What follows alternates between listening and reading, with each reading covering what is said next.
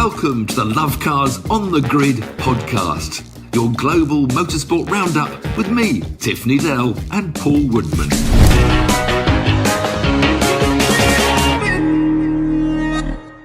Welcome to Lovecars On The Grid, your global motorsport podcast roundup.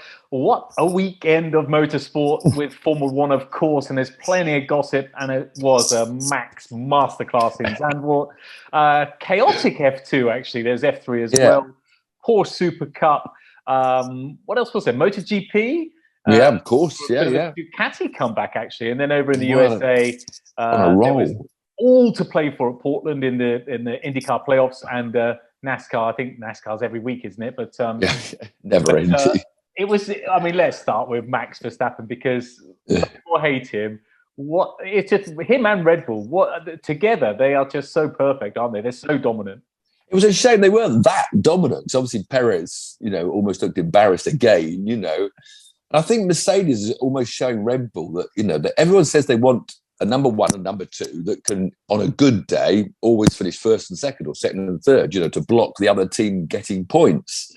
And I think the only team with two number ones to me is Lewis and George, because Chico now's dropping back and Sainz, Carlos, he's having not quite as quick as Leclerc, so they're both being shown up a bit. And okay, Sainz had troubles with his first pit stop. Another Ferrari wonder when a wheel missing. Then later in the race, hang on a minute. It wasn't he just got done first for pit stop. He got done for release, didn't he? Got done for an unfair release, so he dropped right back in the results. First pit stop took 12.7 seconds. The second pit stop, unfair release. He's saying that he saved the life of one of the McLaren mechanics. But also, if you remember, they left the tyre jack gun out as well. Yeah, left the gun out. Sergio drove over. Calamity, Ferrari calamity. But no, it was such a shame, really, because it was going to be a much more. Max would have won anyway. But I mean, all this the Yuki pantomime going on, and then of course Valtteri breaking down, because it was a great strategy. Mercedes got his one stop right way to the end with the white. So Max, if it just stayed as an open race, Max would have stopped to get his reds, his last stint, would have fallen behind both Mercedes, and then with a sort of 2-second lap advantage, that straight line speed with DRS. I mean, the Red Bulls can drive by anything, drive by a rocket ship. But we would have had, in the last 10 laps, Max catching George, overtaking George, catching Lewis, overtaking Lewis. The Dutch, the Dutch fans don't need much encouragement to go mad. They would have gone. They were brilliant. It would have imploded. I mean, it was so much more exciting finish to the race than what happened, with Lewis left out on old tyres and moaning and getting upset. It was almost like a rerun of Abu Dhabi, wasn't it? Where he was stuck out for. It was a lame duck, really, from as soon as they didn't pit. Whereas George said, I'm coming in for Reds, and benefited by moving up to second place. But should that be George's call or should that be the team's call? I think sometimes the driver has to get involved. I don't think, I think George has been quite good at this. He's did another race earlier when he demanded different tyres or wouldn't let them have when he came in. He's quite good, George. He seemed to, he's quite this quiet schoolboy look, and behind is this man of steel that knows what he wants and goes to get it. So the thing is, hindsight's perfect. We've all got a PhD in hindsight. So I'm thinking that's really bad etiquette of George and very disrespectful to the team, because he's looking after himself, not the team. But actually, they wouldn't have been able to hold off Max anyway. George might have held him off for half a lap. Then the next lap, he would have flown past Lewis. So as it happened, it was the best strategy, but probably would have been even better if Lewis went in for some softs. But it's so hard when you're in the lead. You're a sitting duck, as you say. But it's a funny Grand Prix. There was quite a bit of overtaking, because when the tyres are different, they can get by with the DRS. It's a spectacular bull ring of a track, but it's not the greatest circuit for overtaking, but it's a spectacle. And I think it's a bit like we said now that, Formula One goes where an event is going to be successful. The track doesn't have to be a good racing circuit. And of course, with the Max Verstappen, it was a no-brainer to award a Dutch Grand Prix, because they knew they're going to get these huge crowds guaranteed. So, well, the crowds made the Grand Prix. I actually enjoyed Zandvoort. I know it's a bit of a kart track, but I actually enjoyed it. There was some quite interesting overtaking, not just in the obvious. Yeah, Alonso, another Fernando. I mean, he just gets his head down. Well, he was 13th on the grid and battled through to 6th with the right strategy and some good moves. Because I think they moved on. Did they go one stopping as well? I think that's how he got up there. Lando Norris qualified 7th, finished 7th. So he doesn't. For once, he wasn't the best of the rest. Couple of guys that often get criticised and fighting for their lives. Well, Lance Stroll doesn't have to fight for his life because I think Danny will keep him in the team. But he had a good. He qualified 10th and finished 10th to get the last point. Mick Schumacher, everyone's kicking him out, but all of a sudden qualified 8th. I mean, dropped down to 13th. While Kevin was, wild Kevin on lap 1 again. Kevin, if you're not bumping into Lewis on the outside, you're bumping into the barriers on the outside, and Kevin needs to calm down a bit occasionally, I think, although he's a great character and great fun. Alex Albon, another good solid race for Williams, qualified 5th, got up as 12th, but I think we're definitely going to be saying goodbye to Nicholas Latifi, who was way outclassed, and he's got his new chassis now, hasn't he? And so he's sort of run out of excuses. So we're going to also be saying arrivederci to the Ferrari strategy team, because they seem to cock it up every single race, don't they? There's always something these days. It's difficult. But, you're making decisions. We've got all the data right in front of us. We're watching on the TV and they're showing all the different data and the analysis, but they've just got their data. I know they've got access to other stuff as well, but it's a tough job. And like I said, hindsight is perfect, isn't it? We're all good at that. Of course, the other driver in a miserable time, I think, was saying goodbye to was Ricciardo. Daniel, terrible weekend. So off the pace and just not with the game. And slots are disappearing fast. Although that's all kicking off. Let's have a chat about Twitter. That now. Yeah, super license. Well, first of all, Oscar Piastri won his case, or at least McLaren did. And I think, having read the stories that have come out now, because I criticised Piastri a lot in the last time when he came out with this, I'm not driving for you. You've spent millions of pounds on me. And he tweeted, I'm not with you, I'm with McLaren. But, it's all got back. When you look at all the Alpine dithering about contracts, Mark Webber was trying to get things secure. And, quite obviously, Alpine, they were doing the right thing for Oscar, because Alpine weren't committing to a race seat. And, then Alonso turned up and it all went pear-shaped. So I'm delighted now Oscar Piastri's at McLaren, which means Ricciardo, we all know, is going. But the big thing is this super license with Colton Herta. It's just ridiculous. It's the most ridiculous thing I've ever heard in motor racing. I have to state my case, because Tiff Needell, was the first person to be refused a super license. So I've got a bit of a vested interest here. This is 1979. Hang on a minute. Did you win 7 IndyCar races? No, don't have a go. He's done better than me. Has been not allowed one. But they wrote the rules for the first, and it's what's written in the rules. They don't think wide enough. Because the very first super license rules in 1979 said you had to get so many top 5 finishes in F3 or F2 international or other races around the world. And I was then offered an ensign drive in the middle of 1979. And this, unfortunately, was in the middle of the FISA-FOCA battle between Balestra at the FIA and Max Mosley and Bernie Ecclestone at FOCA trying to take over the championship. So I didn't have the Brits on my side. And when I was offered a deal, I thought, fine, and Ensign applied for my super license and found that the regulations stated the F3 results and F2 had to be international events. Now, the Formula 3 series, the British Formula 3 Championship, which was the most competitive all around the world, it was the championship everyone came to. Nelson Piquet won the championship that year. Chico Serra went to Formula 1. Derek Warwick was second of the championship. I was 4th in the championship. But to save costs, the British, because they ruled the world, insisted all the drivers took British licenses out so you could run under a national permit, which saves the British organisers money. So instead of spending money on the FIA, they just did it as a national permit. So the French just said, no. Tiff Needell's results, they are national results. I finished second in the Formula 1 race, the British Formula 1 Championship at Zolder. I finished 3rd, 4th in Formula 2 races. They just said, no. Because I didn't fit the written criteria. So now we've got exactly the same thing with Colton Herta. He's quite obviously a talented, he's proved he can drive IndyCars. He's won 7 IndyCar races. But because the way the rules are written, the points are great. I've always supported the point system being there because I think you've got to stop a 16-year-old with a billionaire father, buying his way through. So we need to make sure drivers that get into F1 have a certain amount of success and speed, But obviously, a 7-time IndyCar winner is sufficient. So if there's not a panel you can apply to, and say, well, look, the rules weren't written cleverly enough, or you didn't think wide enough. Now we've got Domenicali. What are you saying now? The rules, we must respect the rules. This is a Formula 1 FIA man saying we must respect the rules.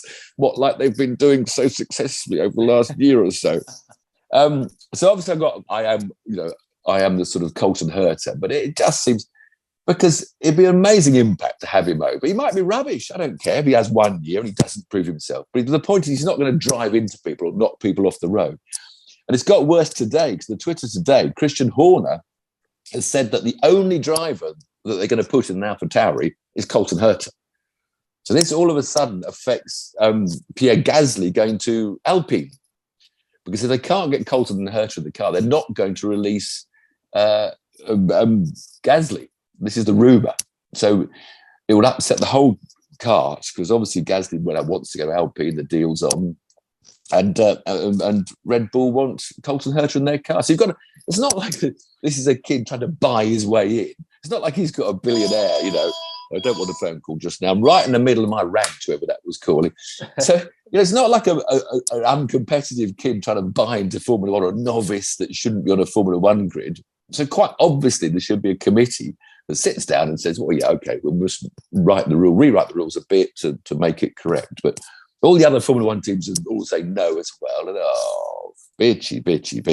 It is ridiculous. So, but surely, like you said, the solution should be that they should sit down and say, actually, let's rewrite this a little bit, because if you've won an IndyCar race or NASCAR or whatever, maybe not NASCAR, but you know what I mean. If you there's got to be a clause, between. And this is my trouble. Is it was Balestre versus Eccleston. In fact, I got my BMW M1 race at Silverstone, the British Grand Prix, thanks to Eccleston, and as a compensation for not getting my super license, they got me that M1 drive I raced at Silverstone. But there's got to be some common sense more in this world, I mean, there are certain things. There are Twitter people saying, should someone that was demoted from League Two get a place in Premier League or something? I mean, there's been ridiculous comments on Twitter. They all seem to be just, anti-Colton Herta, and they're all obsessed with, him not coming in. But they obviously don't know how hard it is to drive an IndyCar. Yeah, IndyCar. We'll come on to IndyCar, which is a dull race, by the way. But we'll come on to that in a moment. And one more news as well, Porsche. Yeah, that's all falling apart, the Porsche Red Bull deal. Well, it's just so confusing. Is it going to be engine? Is it going to be the name on there? Is it going to be a sponsor? So everybody's confused on what it is, but it doesn't look like it's going to happen now anyway. No, not from what I've heard.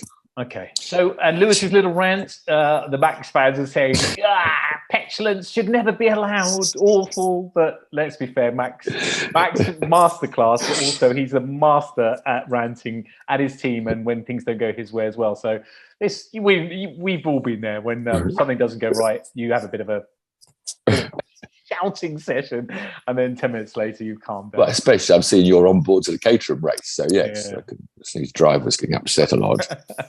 So do Caterhams get super license points? I don't know, maybe we should start a campaign to make sure Caterham drivers are rewarded super. I mean, that's very competitive racing. Yeah, it's funny, isn't it? Maybe not. Because then I look at, we'll come on to F2 now, and it reminds me of Caterham a little bit, because there's so much more evenly matched, but they do give each other a bit of argy-bargy as well, don't they? But again, another rule that I complain about, my soapbook, because they had this awful chaotic. I've always thought the restarts in Formula One, when the pace car disappears, doesn't it? And you've got the lead car, often causes controversy because he holds back and he can go whenever he wants to go. They introduced the rule, you mustn't go a bit faster and then slow down again. But still, they got this, I think, looks a bit silly, restarting whenever you feel like it. Because the show business of America, which, of course, we mustn't copy American things, the NASCARs come to the restart zone, and they can only start in that zone. So everyone restarts at the same time, you know where it is. Same with IndyCar. But they had this pace car in the Formula 2 race, which highlighted what can happen, because Liam Lawson was leading, and he was one of 6 cars that started the F2 race on the hard tyre, and they were now holding up a pack of people that had started on the soft tyre and only just swapped. So it was a bit of a funny mix-up. And he did what he wanted to do, was to lead all the way around as late as possible to give the soft-tyred guys less chance of, overtaking and get to them. So Lawson just went slower with one very slow speed.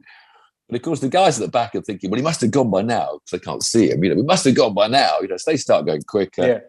And it ended up with, Richard Veshaw, the Dutch driver, punting Jack Doohan into the wall.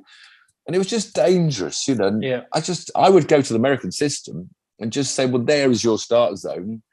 Let's have you all come around, and it would be a great spectacle. And you wouldn't have this warm-up lap controversy that goes on all the time. It's all that concertina effect. It's that massive concertina effect. I think that's a good thing to look at as well. The problem is we just mentioned the rules, and they're so stuck in the rules that you've got to evolve as well, because the cars evolve, the drivers evolve, everything evolves, and things change. The tracks as well. Yeah. What did you think of the track, by the way, at Zandvoort, where they put that artificial?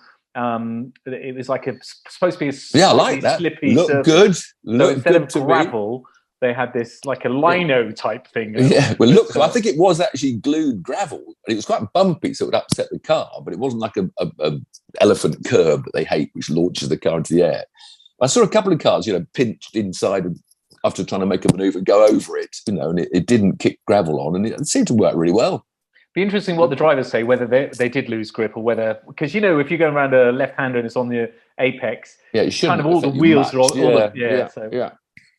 We need to try some of that on the outside now. Glued gravel on the outside of the corner to see. We're coming up to Monza, of course, which we'll preview later in the show. But that second chicane, it's always famous. They come out the second chicane before the Ascari corners, and the gravel is right at the edge of the curb. There's forever cars going out. There's gravel and crap being flying up in the air. It doesn't slow them down much. They've got one wheel in it anyway. It's anyway. So Formula 2, it was all controversial. That happened. Felipe Drugovich, so the Brazilian won. He was on pole, won with ease after all the chaos went going to increase his lead in the championship. Richard Verschoor survived, punting poor old Doohan into the wall and finished second with a dented nose. Good for the Dutch driver. And Ayumi Iwasa, this Japanese boy who maybe I think should replace a certain Formula One driver at the moment. Sorry, but I think he's had his days really in his Alpha Tauri. There's a lot of chances, hasn't he, the young lad? But I don't think he's going to. If you're given a season or best part of a season, over half a season, and you can't do anything. I know, but he keeps making mistakes. He's actually quicker than Gasly, like Yuki, but I don't know, maybe one more year, Yuki. One more year. But he still makes these errors. He fell off in qualifying practice. You're a very generous pit boss, team manager. I tell you, I'll be out. That's it. Cut him. But actually, Red Bull normally are famous for that, mastery. But obviously, while they're still negotiating with Honda, maybe with this sort of things, Japanese involvement with the Honda edge. But then you could put another Japanese driver in. The sprint race was won from a front row man, Marcus Armstrong, who won his third reverse grid race. So Marcus Armstrong, the Kiwi, can go and say, I won 3 Formula 2 races this year, but in my book, you haven't won any yet, Marcus. Whereas Drugovich from pole, so he had to start 10th, finished 10th. I mean, it just shows the fastest guy out there couldn't make much progress. The DRS doesn't work as well in F2 or even worse in F3 as it does in Formula 1. I think they really struggle to overtake in the lower formula. And if we go down to the lower formula, more controversy, more soapbox, because they threw a red the last lap of qualifying. It's like Monaco, as I said, overtaking so hard. So the grid at Zandvoort was a bit like Monaco, so important to qualify up front. And there was someone probably about 3/4 way down the pack going on to their last lap with a new set of tyres. We all know that's the lap when you get your lap time normally to finish and get on the grid. And he fell off at that banked turn 3 or 4 in a big bank. He nosed it into the barrier at about 50 miles an hour. It wasn't a big shunt. The car was stuck up on the high banking, stationary, not moving.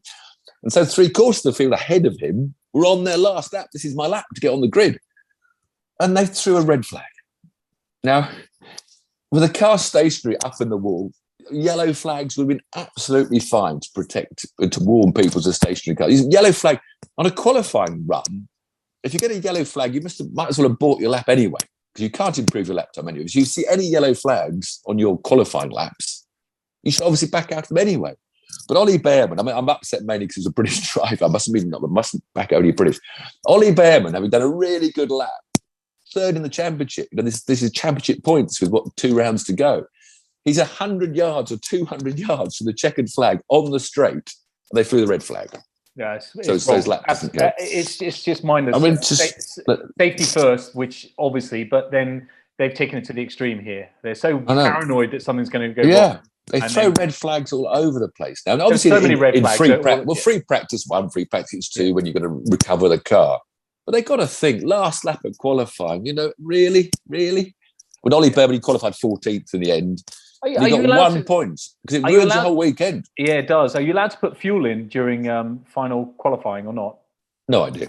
No, I don't know either. Because where's that come from in your head? Well, because my very tiny little motorsport brain is thinking, why don't they go out? Because places like Monaco and Zandvoort, they're often crashes. Do more laps. Yeah, they run heavy. Why don't they do the opposite? Do less laps, but get their flying lap out the way first with their nice. Oh yeah, why do they all wait to the pits? Why do they wait to the last minute? That's always a bit weird thing, isn't it? But why do they do that? I don't know. Because they want the track to be rubber. Rubber up track. Okay. All right. But it's only got 1 point out the weekend. He got from 14th to 11th in the reverse grid rate, got to 10th in the main race. So he got 1 point. He's fallen to 4th place in the championship now, and it's pushed him right out. Whereas the Barbadian, Zane Maloney, who's this new sensation in a way, because he got pole before he was ahead of the red flags. He had his second win on the trot. So it's quite an impressive run by Zane, who was the British Formula 3 champion in 2019. The championship leader, Victor Martins, was second. Brits, Zach O'Sullivan, our other two Brits, and Johnny Edgar, they finished 3rd and 4th in the reverse grid race, but 12th and 9th in the main race. And the sprint race was won by Chao Colette, the Brazilian, if you're interested. And if you're interested in red flags, let's go on to Porsche Supercup. Oh, Harry, no, I can't talk about it. We're all waiting Harry for our young Brit Harry King, such a dominant British champion, and he's winning the Benelux Championship that's racing maybe at Spa and Zolder and Sperm. But yeah, he got second on the grid, made another bad start. His starts haven't been that good. He made one bad one at Silverstone, I think, when he was second on the grid. Anyway, he was third off the first lap, and at the end of the first lap, he wasn't really looking like he was going to try and overtake, but he locked up the fronts. Just slammed into the poor guy that was second and took them both out. So maybe his best chance to win. He's only got one chance left. He'll be back next year. I mean, he's still a very talented, but we've been hoping he'd win a race this year, but there's still time. Not much, but there is one time to go. Yeah. And there were red flags. There was because you had the pro-ams as well, and you had the gentleman drivers in there, and there's a lot of argy-bargy in Super Cups. I didn't look that far. I turned off after Harry. I went for because I was catching up with all this news late last night. So okay. Let's go to Moto GP then, shall we? Yes, this Ducati fight back. Ducati are just dominant. Bit of trouble at Moto GP at the moment because Suzuki are leaving, less seats. Ducati are dominating. Honda are on the racks at the moment, doing really badly, waiting for Marquez to come back from his injury. Hopefully Marquez, finally his arm will be fixed and he can ride a bike again. But this Ducati fight, because it looked like Fabio Quartararo was going to walk away for a second consecutive title, but then Ducati had come back and Francesco Bagnaia wins again, a hat-trick of wins now. His last 8 races, he's had 5 wins and 3 crashes. if he finishes, he wins. So it's amazing. But he's now only 20 points behind Quartararo, with there's 3 rounds still to go, and I think it was 20 points for a win. So there were 6 Ducatis in the top 8 on the grid. And they really are. It's the factory cars and, of course, the satellite teams as well. Quartararo was 8th on the grid, managed to get to 5th at the finish to get a few more points. But it was Maverick Vinales in the Aprilia who stopped a Ducati full podium. He finished 3rd. So the Aprilias are still around. But we had another leader fall off, Jack Miller, Ducati factory driver leading. It's always amazing. We say this every time. We're amazed this every time, showing how much they're on the edge. And he dumped his Ducati into the gravel from the lead. I don't think Max Verstappen would ever do that, do you? Although he did spin, didn't he, in Hungary? He still won. He still carried on in the lead. In front. But yeah, so it was great racing out front because I thought it was Bastianini, I think, was pressurising Bagnaia all the way to the finish. So it's good stuff. Sadly, though, there was no joy for our British riders. None in Moto GP, of course, but Moto 2, Sam Lowe's still not fit back. He's not back from his injuries. And Jake Dixon, who had been on such form recently, he crashed during quali or practice, so he had some problems, qualified 18th, and then dropped it on the first lap. So Jake Dixon, a miserable weekend. Moto 3, we've got our 3 runners in Moto 3. The Scot, John McPhee, he battled away, qualified 8th, ended up 9th, but he wasn't never quite on the leading pace where he normally is. So John didn't really have a very good race. And the 2 Vision Track Racing boys had an awful time. Scott Ogden ended up at the back at the pit. I think he had some problems.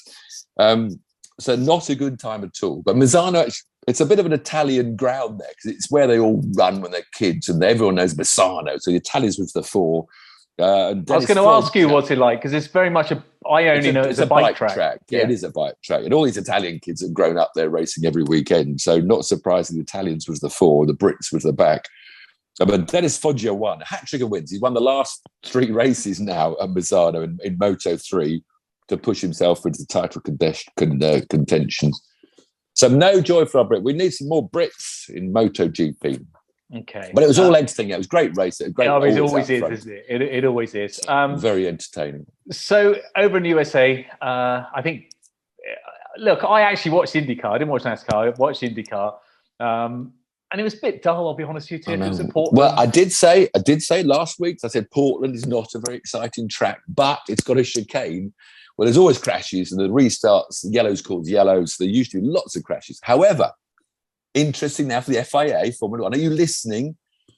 Because they released the pack in the middle of the straight, they all went to all the drivers. Every time they had this crash, this very tight first chicane, but like Monza, you know. So the drivers said, well, look, if you start us further back on the straight, let's start the race from further back. We'll then be more spread out by the time we get to the chicane. Guess what? It worked.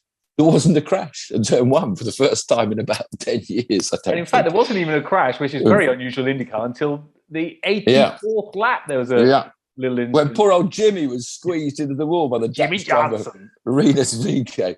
I mean, he was minding his own business. It often happens in every race. You see someone come down and they always want to go back to the racing line just a little bit, don't they? You overtake it down the inside. Yeah. Oh, I just want to get a bit more of the racing line. And you just squeezed poor old Jimmy into a concrete wall. But it was his call. He was there. He'd done the overtake. He'd done the hard. I know. But then Jimmy Johnson had nowhere to go. Yeah. No. He had absolutely But so it was a dull race. It was dominated by Penske's Kiwi Scott McLaughlin was on the pace all weekend to win from willpower. But Zandvoort would have been a dull race in F1 if it wasn't for the safety cars and for the... Well, but normally that's what lights up Portland. Lots of safety cars. But there was no crowd there again. I mean, some of these IndyCar races, and this is where Formula One wins, because it's become this event. You know, it's the Hollywood buster, you know, and all the drivers from around the world.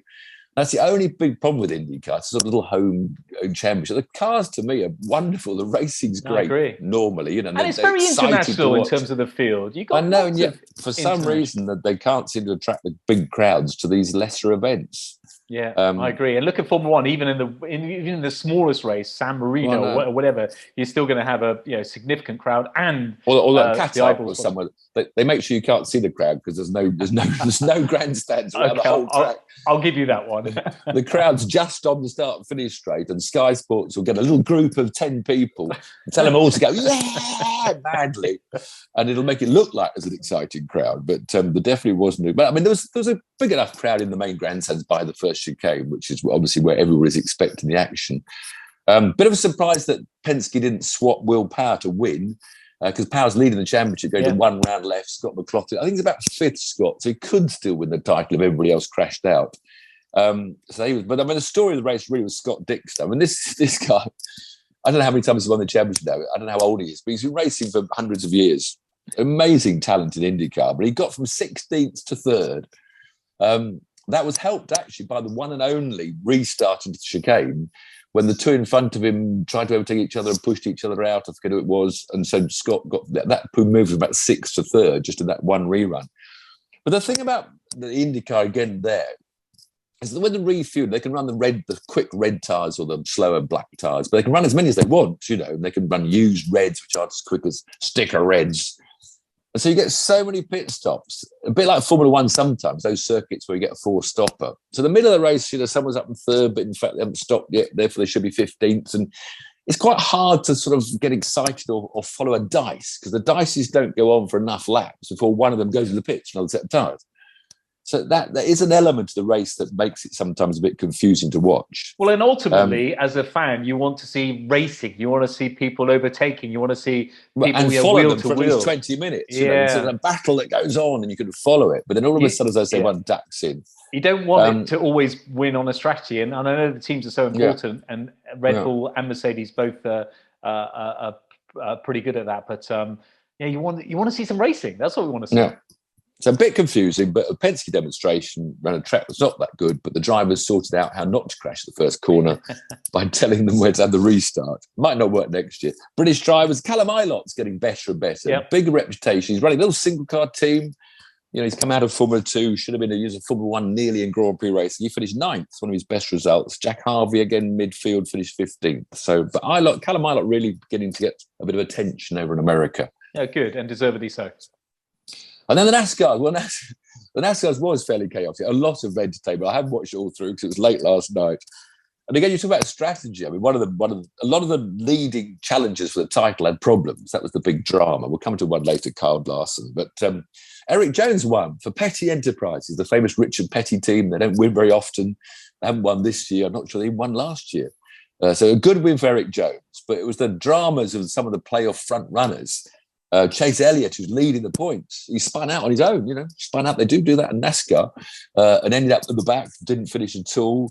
Who was it? Kyle Busch was leading in his Toyota, went out after a pace car. The engine blew with about 20, 30 laps to run. Then Kevin Harvick, his car burst into flames. He only just got into the playoffs, the last 16, the top 16, with a couple of late season wins. And he, in the interview afterwards, I'd love to know what the FIA or Formula 1 would do. Because basically his car caught fire. They think it was a bit of rubber build up in the wheel arch that actually caught fire. But then it spread into the car. And Harvick afterwards, he was effing and blinding about the organisers. Crappy parts, shitty parts. They don't know how to run anything. And they're also playing because they're a bit unhappy about this new generation car, this first season. And when it backs into walls, there's not enough stuff behind them to stop it. Anyway, but basically something caught fire on the wheel arch. Then the flames started coming to the dashboard. So I kept going for a couple of laps, he said, hoping it would blow out. But then the smoke got too much in the cockpit. And the car really caught fire badly. You have to bail out of it. But yeah, he was really having a go at the crappy parts. And then Kyle Larson, the other possibility to do well in one of the other big stars, he had an engine problem. He dropped 4 laps behind. And this is the one thing about NASCAR strategy, all these pit stops and pace cars. He caught up the 4 laps. Every time there's a yellow, if you don't go in, everyone else goes in, for a yellow. But you can keep on gaining a lap back. But then he spun out on his own and dropped back. So loads of drama in this. And of course, there's now 2 more races to go. Harvick's now 16th and last and trying to get through to the next round. So it's most likely, unless 2 or 3 other drivers have a complete knockout. So interesting stuff in NASCAR. Exciting stuff if you wanted to follow it. And the countdown to the championship. So exciting. Unbelievable. Don't miss a single NASCAR race. Sarcasm gets you nowhere. Well, what's coming? I'll tell you what. I'll give you an opportunity to get your own back on a bit of sarcasm. Your old mate only went viral on the weekend, didn't he? Did you know that? Did you see my Instagram? Well, that was a joke. Surely you can't get 2 million followers. So we film. Spend hours, days, weeks. Less for me. I would get 2 million if people would switch on properly. Hours, days, weeks planning and filming. We spend a lot of money, and we're quite proud of what we do together. We are, and for Lovecars. But we don't get many views. This podcast is quite evident. We don't get many views, but we enjoy what we do. But I put a little iPhone video on Instagram. Yeah. It's funny how social media works. It's had over 2 million views. Well, you've gone up the stairs somewhere in Italy. That one. 200,000 likes and 1,000 odd comments or something. Isn't it funny? So you can get your own back on a bit of sarcasm now. But I wish we could go viral on our motorsport and car-related stuff. But there you go.